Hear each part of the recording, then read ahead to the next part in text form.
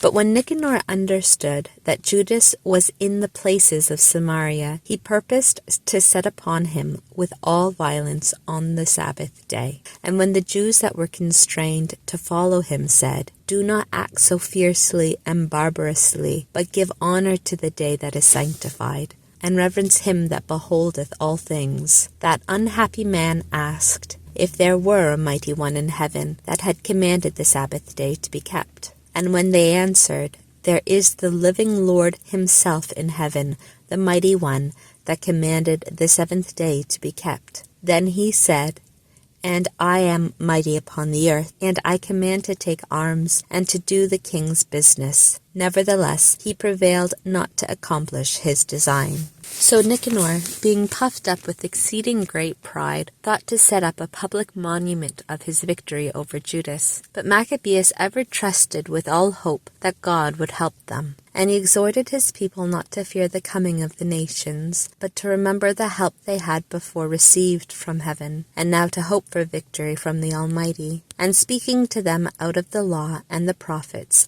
and withal putting them in mind of the battles they had fought before, he made them more cheerful. Then, after he had encouraged them, he showed withal the falsehood of the Gentiles, and their breach of oaths. So he armed every one of them, not with defensive shield and spear, but with very good speeches and exhortations, and told them a dream worthy to be believed, whereby he rejoiced them all. Now the vision was in this manner. Onias, who had been high priest, a good and virtuous man, modest in his looks, gentle in his manners, and graceful in his speech, and who from a child was exercised in virtues, holding up his hands, prayed for all the people of the Jews. After this there appeared also another man, admirable for age and glory, and environed with great beauty and majesty. Then Onias answering said, "This is a lover of his brethren, and of the people of Israel.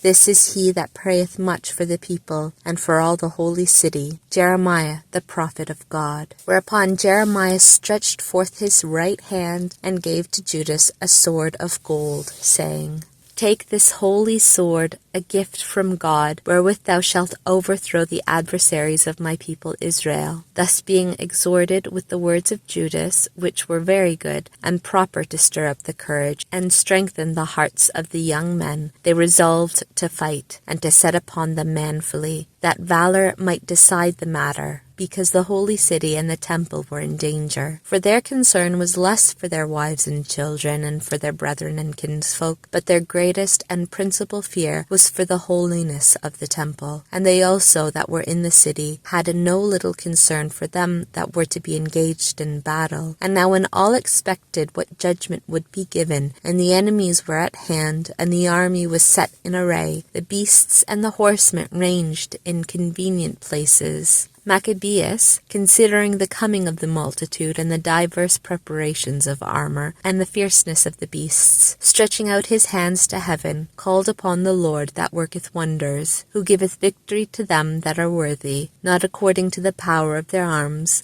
but according as it seemeth good to him. And in his prayer he said after this manner, "Thou, O Lord, who didst send thy angel in the time of Ezekias, king of Judah, and didst kill 185,000 of the army of Sennacherib, send now also, O Lord of heaven, thy good angel before us, for the fear and dread of the greatness of thy arm, that they may be afraid who come with blasphemy against thy holy people." And thus he concluded his prayer. But Nicanor and they that were with him came forward with trumpets and songs. But Judas and they that were with him encountered them, calling upon God by prayers. So, fighting with their hands, but praying to the Lord with their hearts, they slew no less than 35,000, being greatly cheered with the presence of God. And when the battle was over, and they were returning with joy, they understood that Nicanor was slain in his armor. Then, making a shout and a great noise, they blessed the Almighty Lord in their own language. And Judas,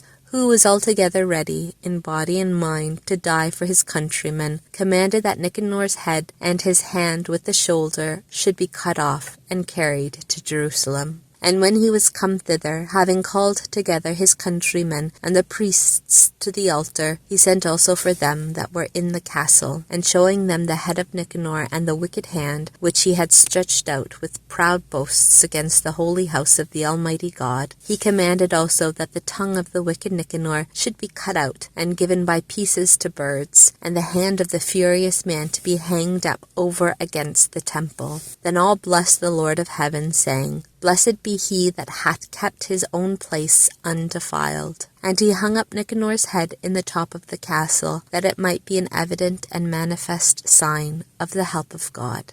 And they all ordained by a common decree by no means to let this day pass without solemnity, but to celebrate the 13th day of the month of Adar, called in the Syrian language the day before Mordecai's day. So these things being done with relation to Nicanor, and from that time the city being possessed by the Hebrews, I also will here make an end of my narration, which, if I have done well, and as it becometh the history, it is what I desired, but if not so perfectly, it must be pardoned me. For as it is hurtful to drink always wine, or always water, but pleasant to use sometimes the one and sometimes the other, so if the speech be always nicely framed, it will not be grateful to the readers. But here it shall be ended.